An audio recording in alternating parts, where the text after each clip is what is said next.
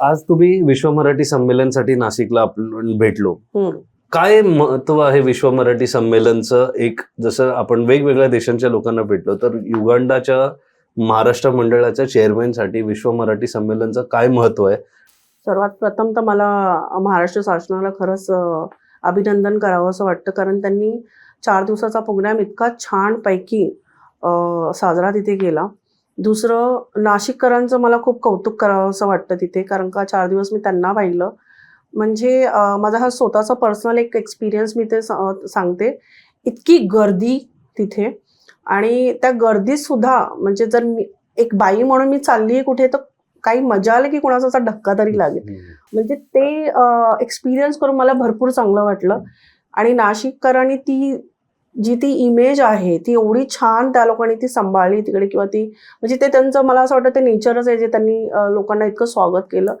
आणि इतकं नाशिक भरून तिथे भरलेलं होतं त्या दिवशी. म्हणजे 4 दिवस मी गर्दी बघून मी हैराण झाली की म्हणजे लोकांना कुठेतरी जेव्हा कुठे आपण असं ऐकतो ना, अरे मराठी तुला येत नाही किंवा मराठी तू बोलत नाही, पण नाही, ज्यांना असे विचार आहेत त्यांनी त्या दिवशी तिथे येऊन बघितलं पाहिजे होतं की मराठी भाषा ही मराठी लोकांसाठी किती महत्वाची आहे.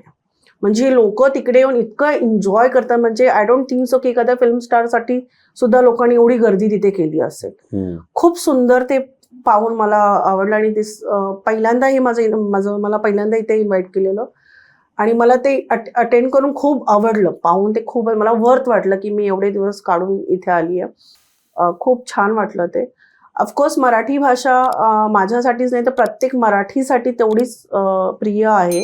आणि गेल्या एक बाईट्समध्ये सुद्धा मी सांगितलेलं की मराठी भाषा ही नुसती भाषा नसून माझ्यासाठी ती माझी आई आहे, तितकी जवळची आहे. आज मी युगांडातही असली तरी मी माझ्या मुलाबरोबर मराठीमध्येच त्याच्याशी संवाद करते.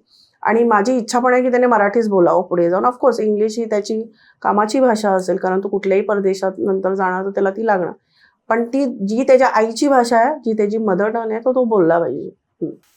आणि जसं इकडे विश्व मराठी संमेलनात बाकी पण महाराष्ट्र मंडळ बरेच देशांचे आले होते, कसा होता त्यांच्याबरोबरचं एक संवाद?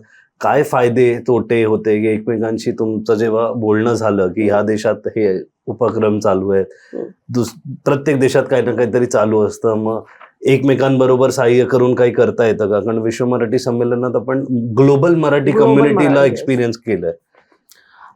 खरं सांगायला गेलं तर आमचे शेड्यूल्स इतके बिझी होते, त्यामुळे आम्हाला सगळ्यांना एकत्र भेटता आलं नाही.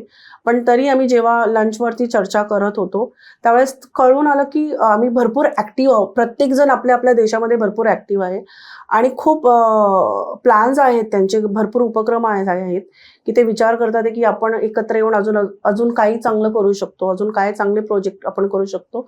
तो definitely after this we going to connect करा. आमचा एक ग्रुप आहे, त्याच्यामध्ये आमचे प्लॅन्स आहेत अजून पुढे आपण काय प्लॅन करू शकतो. येस, सांगायला आवडेल, एपिसोड विश्व मराठी संमेलन झाल्या नुकत्याच काही दिवसात शूट झाला आहे, तर मला वाटतं अजून तो नेटवर्किंगचा फायदा घेता आला नाहीये पूर्णपणे, पण लवकरच घ्याल आणि आम्हाला तुम्ही कळवाल काय झाले ते फायदे.